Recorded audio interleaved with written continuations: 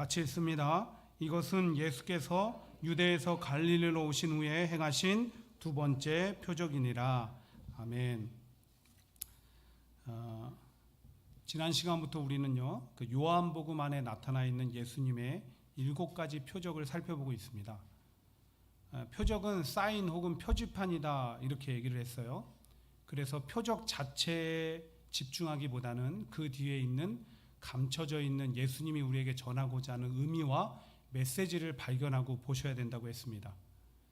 그런 얘기를 들을 때 어떠면 그래서 참 성경이 어렵구나 라고 생각할 수도 있는데 전혀 그렇지 않습니다.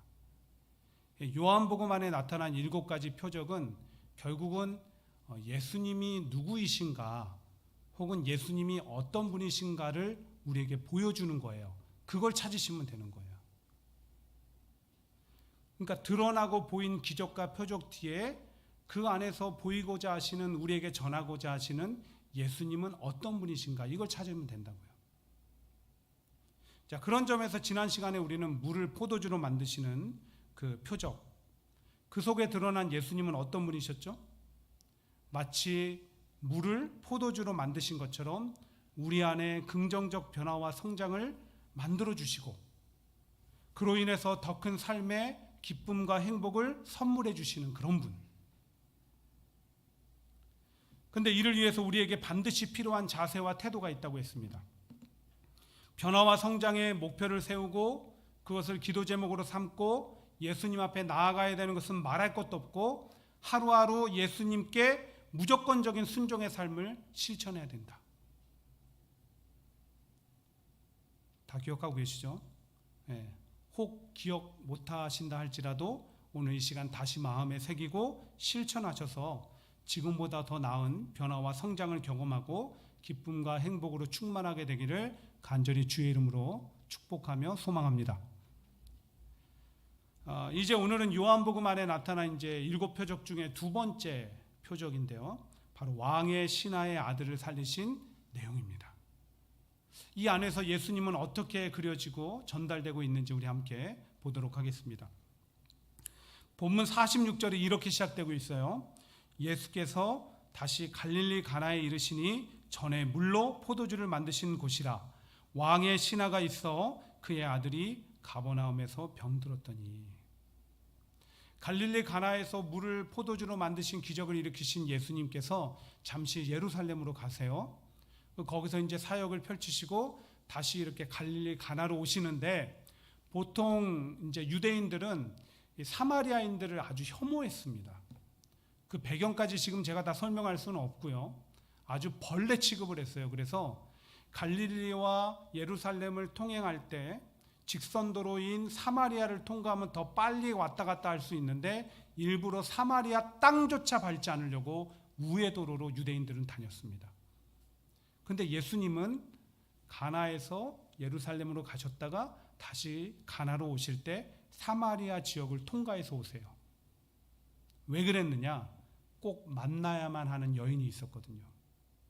그 여인은 삶의 실패와 아픔과 상처로 아파하는, 너무나 힘들어하는 그런 여인이었어요. 일명 우물가의 여인이라고 불려지죠. 그 여인을 일부러 만나기 위해서 가셨고, 그 여인을 위로하시고 회복의 은혜를 선물로 주신 거예요. 그리고 나서 이제 마침내 가나라는 도시로 다시 오신 거예요. 그리고 얼마나 지났을까요? 어느 날 왕의 신하 중에 하나가 예수님을 찾아오게 됩니다.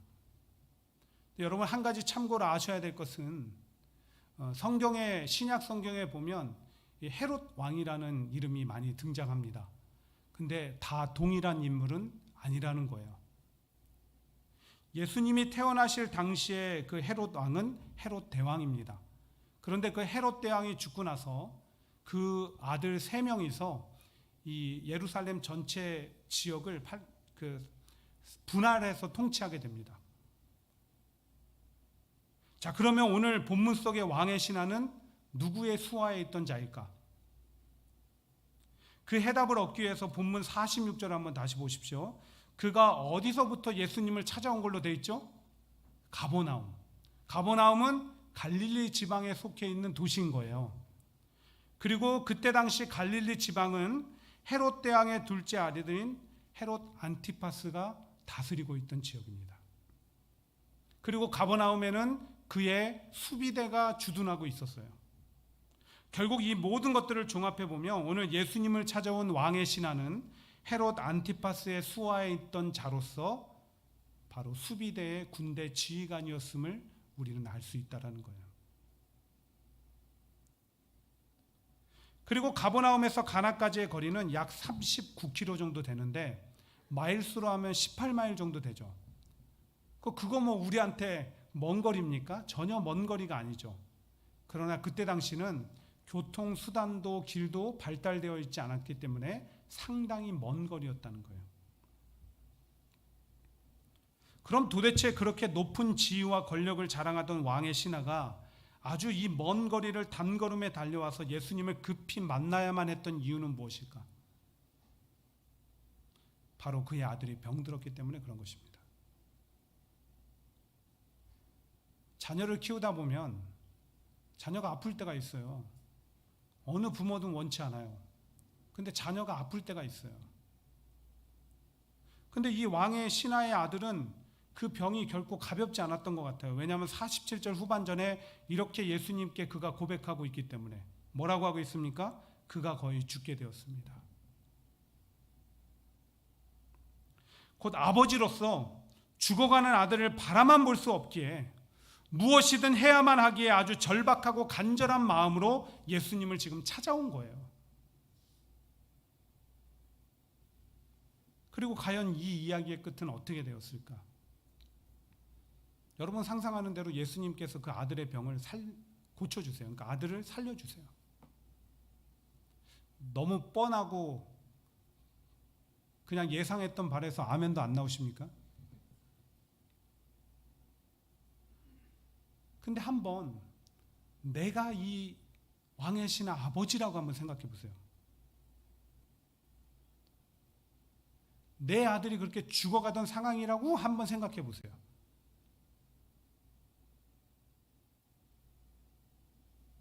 아마 이 왕의 신하는 아들의 병을 고치려고 최선의 노력을 다했을 거예요. 그러나 그럴수록 오히려 자기 한계에 부딪혔겠죠. 많은 권력과 수많은 재물을 가지고 있으면 무엇합니까? 아무것도 소용이 없는 것을요. 그렇게 이 아버지는 무기력함을 느꼈어요. 변하지 않는 현실, 나아지지 않는 아들의 병 앞에 한없이 슬퍼했고 절망했을 것입니다. 차라리 내가 아팠으면 하면 그런 마음으로 눈물이 마르지 않았고 가슴을 늘 치며 살았을 거예요. 그렇게 모든 희망을 포기하고 놓고 싶은 그때에 예수님에 대한 소문을 듣게 되었고 그 계신 곳에 그는 단걸음에 달려온 거예요. 그리고 아들의 병을 고쳐주실 것을 구하자 예수님은 거짓말처럼 그 아들의 병을 깨끗하게 고쳐주신 거예요. 그 순간 이 아버지의 마음이 어땠을까요? 자신을 짓누르고 있던 모든 것으로부터 해방된 것 같은 기쁨의 감격을 누렸을 거예요. 그리고 마침내 집으로 돌아가서 분명히 죽어가는 그 모습을 보고 떠나왔는데 멀쩡히 자신을 맞아들이는 그 아들의 모습을 보는 순간 세상 어느 것보다 행복했을 거예요.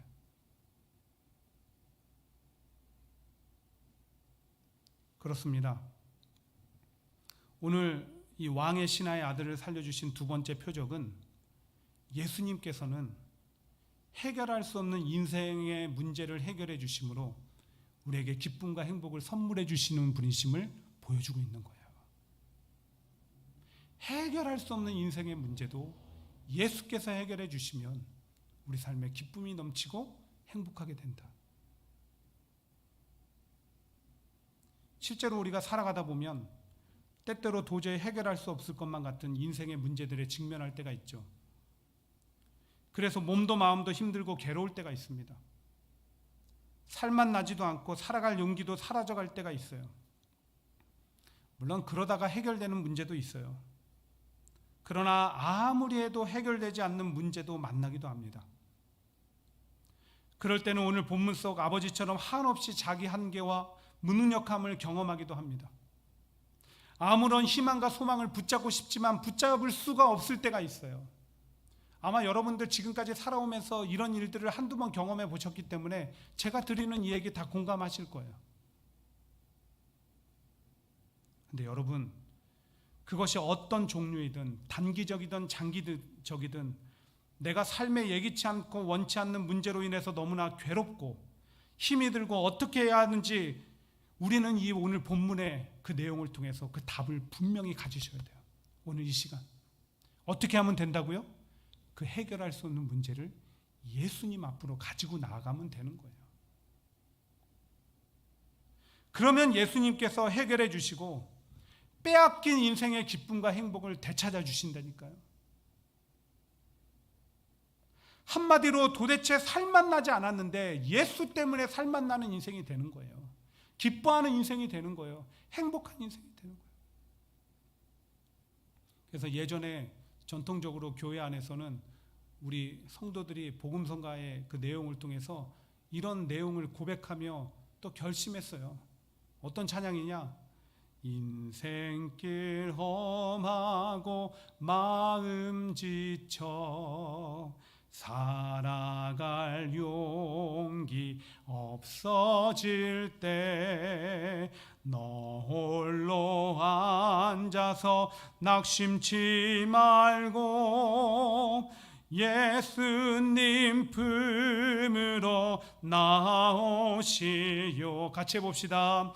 예수님은 나의 생명, 믿음, 소망, 사랑 되시니 십자가 보혈 자비의 손길로 상처 입은 너를 고치시리. 이 찬양 부르고 나서 이 힘 얻어서 다시 주님께로 기도로 가지고 나가고 그렇게 다시 해결함을 받고 살아오셨다니까요. 근데 바라기는 이 은혜와 축복이 삶의 어떤 문제와 환난과 고난 앞에 예수님께로 동일하게 가지고 나아가는 여러분들에게 주어지는 것들이 되기를 간절히 주의 이름으로 축원드립니다. 이렇게 오늘 말씀 전하고 기도하고 끝나면 얼마나 좋겠습니까? 근데 그럴 수 없는 것이 오늘 말씀은 우리가 어떤 삶의 문제라도 예수님께 가지고 나아가면 해결받고 잃어버린 기쁨과 행복을 회복하고 누리게 된다는 위로와 용기도 주지만 또 다른 도전 앞에 직면하게 하기 때문에 그냥 이대로 말씀을 마무리할 수 없는 거예요. 무슨 말이냐면 오늘 죽어가는 아들을 살리고자 예수님 앞으로 나아갔던 그 아버지 왕의 신하, 그의 믿음의 태도가 너무나 평범하지 못하고 특별하다는 거예요.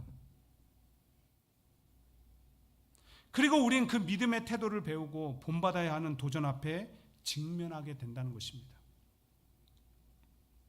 근데 이게 얼마나 중요하냐면은 오늘날 현대교회 성도들이 자꾸 믿음을 이 마음의 상태로 여기세요. 그러나 믿음은 마음의 상태가 아니라 여러분 태도예요. 비슷한 말 같지만 엄청난 차이가 있는데 믿음을 마음의 상태로 여기면 절대 삶의 모습으로 나타나지 않습니다. 근데 믿음을 태도로 여기면 반드시 삶의 모습으로 나타나게 되어 있다는 거예요. 실제로 한 번은 누가복음 17장에서 예수님의 제자들이 예수님한테 자신들에게 믿음을 더해달라, 우리 식대로 얘기하면 저 믿음 좀 강하게 해주세요, 이렇게 부탁을 한 거예요. 그랬더니 그때 예수님이 알겠다, 믿음아 있어라, 이렇게 하시지 않고 갑자기 이런 얘기를 하시는 거예요. 너희에게 겨자씨 하나일 만한 믿음이 있었더라면 이 뽕나무더러 뿌리가 뽑혀 바다에 심겨라 하였을 것이요 그것이 너희에게 순종하였으리라. 막 생뚱맞은 무슨 동문서답하는 대답을 하시는 것 같은데 아주 중요한 얘기예요. 믿음의 태도의 중요성을 얘기하시는 거예요. 너희들한테 믿음의 크기가 중요한 게 아니라 겨자씨만한 작은 믿음이 있다 할지라도 그 믿음을 사용하여서 실천하고 명령할 수 있는 그 믿음, 그 행함, 이게 중요하다. 지금 그 얘기하시는 거예요. 야고보 사도가 끊임없이 하는 얘기, 행함이 없는 믿음은 죽은 믿음이다. 죽은 믿음이다. 그게 뭐예요?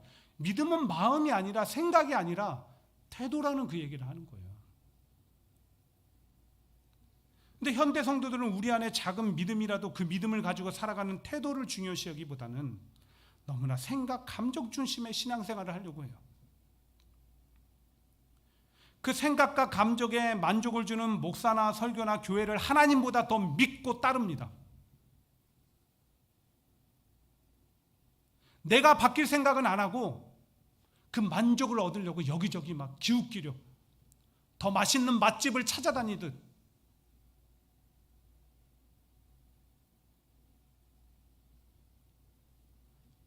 작은 행함조차 없고 그저 오늘 은혜 받았어. 그게 끝이에요. 야, 목사님 설교 재밌더라. 끝이에요. 야, 찬양팀 끝내주던데. 끝이에요. 그러다 보니까 교회 안에 부작용이 나타났는데 장로님이나 권사님이나 집사님이나 평신도나 너나 할 것 없이 신앙이 거기서 거깁니다. 무엇보다 믿음의 행함이라는 태도가 없고 생각과 감정 중심의 신앙생활을 하니까 신앙의 체험이 약해요. 정말 살아계신 하나님, 오늘도 나와 동행하시고 역사하시는 예수님의 능력을 체험하지 못하면서 살아가는 거예요. 삶의 변화나 모습의 변화도 없는 거예요. 성장도 없는 거예요. 바울이 디모데후서 3장 5절에서 지적한 것처럼 경건의 모양은 있으나 경건의 능력을 부정하는 거예요. 그런 모습이 우리 가운데 나타나고 있는 거예요.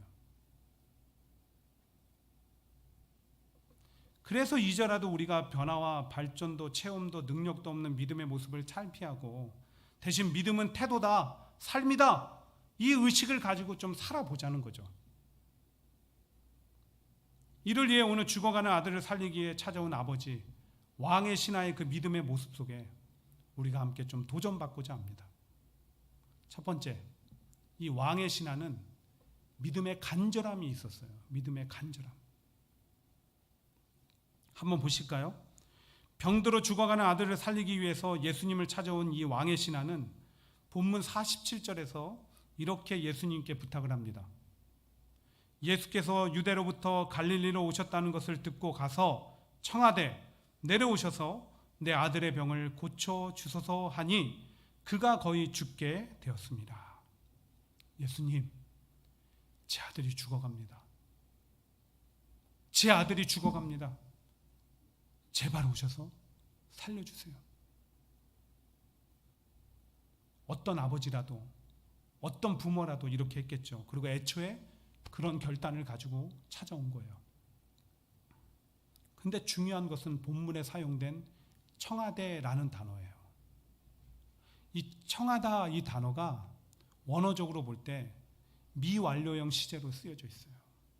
무슨 말이냐면 이 왕의 신하는 한 번만 딱 말해놓고 기다리고 있는 게 아니라 계속적으로 예수님께서 반응하시고 대답하시고 가실 때까지 끊임없이 구하고 간청했다는 거예요. 아니나 다를까 예수님께서 이 왕의 신하의 부탁을 듣고 48절에 너희는 표적과 기사를 보지 못하면 도무지 믿지 아니하리라.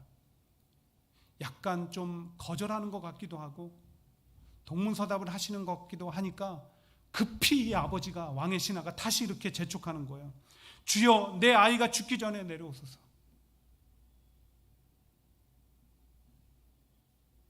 어떻게 보면 앞서 말씀드린 것처럼 부모로서 당연한 태도인 것 같지만 그러나 결코 쉬운 일이 아니었습니다. 왜냐하면 아까도 말씀드렸지만 헤롯 안티파스의 이 시대의 지휘관이에요. 웬만한 유대인들은 이 사람이 누군지 다 알고 있었을 겁니다. 근데 가서 예수님 앞에 그렇게 납작 엎드려서 구한다는 게 쉬울까요? 계속 그것도.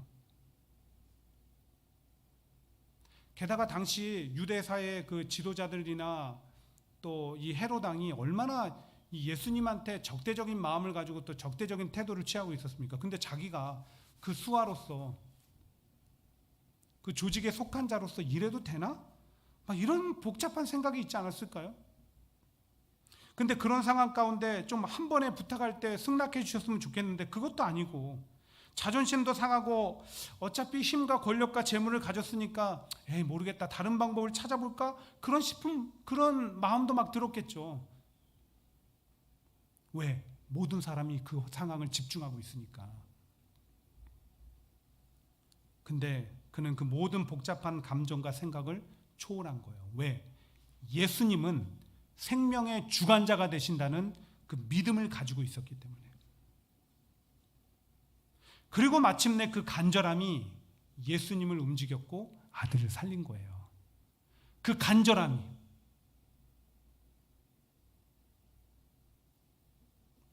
지난해 초에 처음에 우리가 코로나19 팬데믹이 시작되었을 때 하루에도 숫자를 헤아릴 수 없을 만큼의 사람들이 확진자가 되고 시신을 보관할 공간도 매장할 자리도 부족해서 수많은 사람들이 죽어갈 때 우리 참 간절했습니다. 우리와 우리의 가족들을 위험에서부터 안전하게 해달라고 참 간절했습니다. 일자리를 잃어버리고 강제휴직을 당하면서 얼마나 간절히 삶과 미래에 대한 기도의 제목을 가지고 하나님 앞에 나아갔던지요. 근데 그렇게 간절한데 교회도 예배까지도 마음껏 드리지 못하게 되니까 우린 참 답답했습니다. 그리고 하나님께서는 우리의 그러한 간절한 기도를 외면치 않으시고 오늘에 이르기까지 지켜주셨습니다. 근데 우리는 어느새 이젠 살만해졌다고 평안해졌다고 감사도 감절함도 사라져버렸습니다. 다시 예전처럼 세상을 버타며 살아갑니다. 최근에 기독교 신문에 통계 자료를 바탕으로 기사가 실렸더라고요.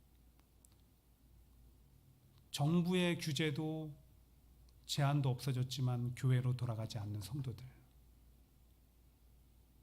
간절함은 없어지고 그 자리에 나태함과 안일함만 자리했습니다. 근데 우리가 신앙적으로 간절함을 잃어버린 모습이 과연 코로나하고 관련해서만 그럴까요? 여러분 정말 간절한 마음으로 예배한 것이 언제가 마지막이었습니까? 기도는 언제 간절히 드려보셨고 말씀은 간절히 들어보신 적이 언제입니까? 언제 주님을 간절히 찾으셨나요?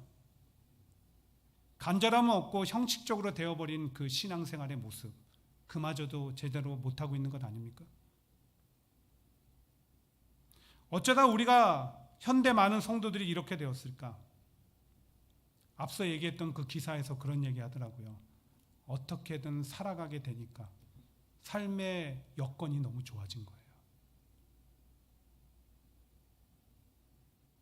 영적으로 죽어가고 영적으로 피폐해지는 건 상관없고 어떻게든 사는 거에만 집중하는 거예요.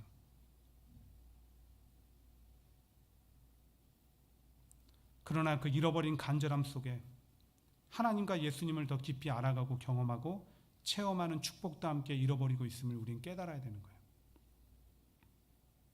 그리고 정말 인생의 막다른 골목과 같은 깊은 절망을 가져다주는 문제와 고난을 만났을 때 평소 간절함을 가지고 신앙생활하며 하나님과 예수님을 찾고 체험하지 못한 성도는 그때도 못 나아가더라고요.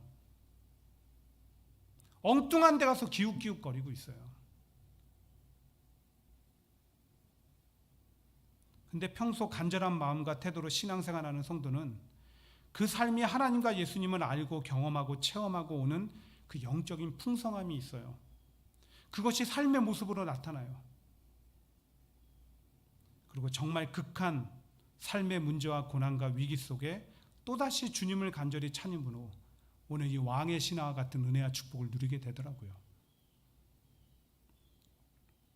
실제로 복음서 안에서 예수님의 은혜를 경험하고 삶의 기쁨과 행복을 회복한 사람들의 공통점은 간절함이 있었다는 거예요. 소경 바디메오가 그랬고요. 중풍병자의 친구들이 그랬고요. 해당장 야이로와 스로보닉의 여인이 그랬습니다.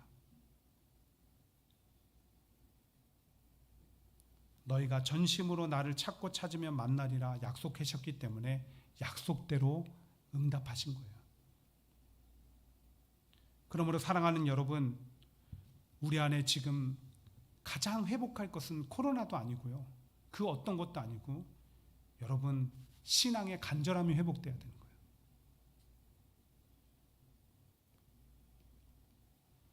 내 자신의 연약함을 인정할 때 그리고 결단과 훈련을 통해서 그 간절함은 언제든지 회복할 수 있습니다. 그래야 우리 믿음의 태도가 달라지고 주님을 더 깊이 알고 경험하게 되길 바랍니다. 무엇보다 간절함으로 인하여 어떤 삶의 위기 가운데서도 주님을 통해서 해결받고 더 큰 기쁨과 행복 누리시기를 주님의 이름으로 간절히 축원드립니다. 두 번째로 오늘 이 왕의 신하의 믿음의 특징은 말씀을 믿고 신뢰함이 있었다는 거예요. 앞서 나눴던 것처럼 왕의 신하는 자신의 죽어가는 아들을 살리기 위해서 예수님께 간절함을 가지고 계속 끈질기게 부탁했습니다. 주여 내 아이가 죽기 전에 내려오소서. 그러자 그의 그러한 믿음의 태도에 감동하신 예수님께서 반응하여 대답하시기를 이렇게 하시는 거예요. 50절이에요. 우리 한번 같이 읽어보겠습니다. 자, 시작. 예수께서 이르시되 가라 내 아들이 살아있다 하시니 그 사람이 예수께서 하신 말씀을 믿고 가더니. 이상해요. 당연히 그래 알았다 가자 앞장서라 이러셔야 될 것 같고 가서 머리에 안수기도 하시면서 병마야 떠나가라 달리다금 소녀야 일어나라 하신 것처럼 안수기도 하고 선포기도 해주셔야 될 것 같은데 네 아들 살았다 가라. 이 모습을 보는 우리 마음도 서운한데 이 아버지 마음이 얼마나 서운했을까요? 내가 이러려고 그렇게 엎드렸나? 애초에 내가 이 사람을 믿고 온 게 잘못이야. 됐어요. 저 그냥 갈게요. 이런 분노와 실망을 쏟아놓을 수 있을 것 같은데 놀랍게도 그 아버지는 그 말씀을 믿고 집으로 갑니다. 어떤 성경학자들은 그렇게 얘기해요. 이 사람은 군대의 지휘관이었기 때문에 명령에 따르는 거에 익숙해서 그랬을 수도 있다. 틀린 얘기는 아니죠.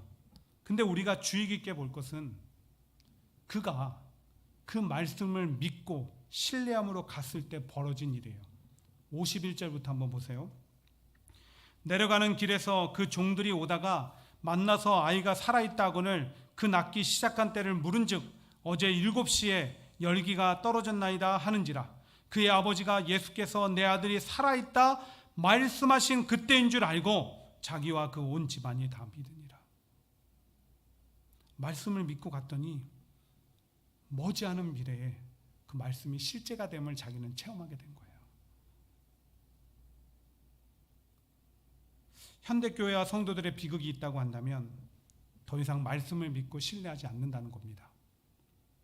아니요 목사님 전 말씀을 믿고 신뢰합니다 라고 반문하는 분도 계실지 모릅니다. 그러나 정말 우리가 누군가를 믿고 신뢰할 때 드러나는 특징이 있더라고요. 일단은 그 사람의 말에 귀를 기울입니다. 그리고 그 사람의 말을 따라요. 근데 우리는 말씀을 경청하고 가까이 하고 실천하고 있습니까? 정말 하나님 말씀 믿으세요? 하나님 주신 말씀에 입각하여서 온전한 주일 성수를 하고 예배 드리고 계십니까? 삶은 어떻고 11조와 예물은 어때요? 봉사는 어떻습니까? 항상 기뻐하라 쉬지 말고 기도하라 범사에 감사하라는 명령은요. 믿으면 그대로 실천해야 될 거 아니에요.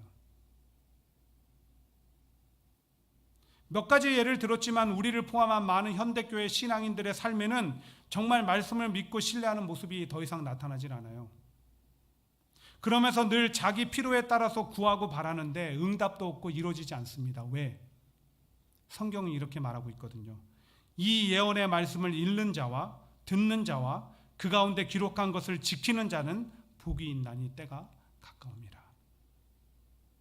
하나님의 축복은 일반적인 은총은 누구에게나 향하고 있지만 특별한 은혜는 아무에게나 주어지는 게 아닙니다. 말씀을 읽고 듣고 실천하는 자들. 이게 하나님의 공이죠. 그래서 우리 안에 말씀을 믿고 신뢰함이 회복되기를 원하는 거예요. 이스라엘 백성들이 하나님의 말씀에 귀 기울이지 않아서 멸망길을 갔는데 여전히 우리도 동일한 태도와 모습 가운데 스스로 멸망길, 저주의 길, 죄악의 길 가지 마시고 나를 사랑하사 주시는 오늘도 그 말씀에 좀 귀 기울이고 믿고 신뢰하며 따라가 보자는 거죠. 안 된다고 할 수 없다고 단정 짓지 마시고 작은 것부터 실천해 보자는 것이죠. 아니 도저히 순종하고 실천할 수 없을 때라도 그럼에도 불구하고 우리는 베드로처럼 그물을 내려야 되고 다니엘처럼 문을 열고 기도해야 되는 거고요. 여호수아처럼 백성들을 이끌고 여리고를 돌 수 있어야 되는 거예요. 왜? 하나님의 말씀은 틀리지 않으니까. 결코 실망을 주지 않으니까. 그때 분명히 우리는 믿음의 선조들처럼 그 말씀이 성취됨을 경험하게 될 것입니다. 삶과 가정이 말씀 위에 서게 될 거예요. 그래서 어떤 일에도 요동하지 않게 될 것입니다. 말씀대로 창조하시고 이루시고 앞으로 이뤄가실 그 하나님의 역사 가운데 함께하는 머무르는 저와 여러분 되시기를 주님의 이름으로 축원드립니다. 말씀을 정리할게요. 20세기 초에 서부의 한 마을에서 있었던 일입니다. 한 7살, 8살쯤 되는 어떤 남자아이가 그 마을의 가게들을 막 돌아다니면서 이렇게 묻는 거예요. 하나님을 파세요? 하나님을 파세요? 대부분의 가게 주인들은 애가 장난치는구나, 헛소리하는구나 무시하고 쫓아냈습니다. 그렇게 몇십 군데의 가게들을 돌아다니다가 마침내 어떤 허름한 작은 가게에 들어가게 된 거예요. 들어갔더니 백발의 노인이 한 분 계셨습니다. 이 아이는 동일하게 물었어요. 하나님을 파세요? 근데 이 노인은 이 아이가 하는 말이 너무 특별하게 들리는 거예요. 그래서 귀 기울여서 물었어요. 하나님은 사서 뭐 하려고 하니? 그러자 이 아이가 이렇게 대답하는 거예요. 저는 아주 어려서 엄마 아빠를 사고로 잃었어요. 삼촌이 저를 돌봐주면서 키워주는데 삼촌마저 저 때문에 일을 하다가 사고를 당해서 병실에 누워 있어요. 근데 의사 선생님이 와서 하시는 말이 이 병은 하나님만이 고칠 수 있고 하나님만이 삼촌을 살릴 수 있다고 얘기했어요. 그래서 저는 꼭 하나님을 사야 돼요. 그래, 너에게 얼마가 있니? 제가 가진 것은 1달러밖에 없습니다. 1달러. 이 노인이 가게에서 팔고 있는 하나님의 키스라는 음료수를 일부를 받고 줬어요. 아이가 신이 났어요. 마침내 하나님을 샀다고. 단걸음에 병원으로 들어와서 삼촌을 향해 외쳤어요. 삼촌! 삼촌, 나 하나님 사왔어요. 이제 삼촌은 나을 거예요. 살았어요. 그렇게 한낱 해프닝으로 끝날 것 같았는데 그 다음날 세계적으로 뛰어난 의술진이, 의료진이 헬기를 타고 그 병원에 도착을 했고 이 삼촌을 수술했습니다. 그리고 가봤더니 그 수술 비용도 병원비도 누군가가 다 지불해 놓은 거예요. 알고 봤더니 그 노인은 그 가게의 주인이 아니라 그 가게에 우연히 들렀다가 그 아이를 만났던 억만장자 사업가였던 거예요. 그 아이의 간절함에 이 사람의 마음은 감동했고 그 삼촌에게 도움을 준 거예요. 여러분, 간절함이 사람도 감동시키는데 우리의 신앙적인 간절함은 하나님을 감동시키고 예수님을 감동시킵니다. 그때 하나님이 내 삶에 펼치실 일이 너무나 기대되지 않으세요? 억만장자가 아니라 천지를 창조하시고 다스리시는 분이신데, 그리고 그 말씀을 믿고 신뢰하면 말씀이 실제됨을 경험하고 우리는 누리게 되는 거예요. 특별히 삶의 어떤 위기와 고난 속에서도 풀리지도 해결할 수 없는 문제 가운데서도 간절함과 말씀을 믿고 신뢰하는 믿음의 태도는 은혜와 축복을 누리게 합니다. 잃어버린 기쁨과 행복을 되찾게 해요. 마치 오늘 왕의 신하 그 아버지처럼. 그러나 이것이 아는 것에 멈추지 않고 우리가 배운 대로, 도전받은 대로 실천할 수 있게 되길 바랍니다. 그럼 믿음의 태도를 갖춘 저와 여러분 되셔서 그 은혜와 축복이 늘 우리 삶 속에서 함께하게 되기를 주님의 이름으로 축원드립니다. 오늘 말씀 생각하면서 두 가지 기도 제목 가지고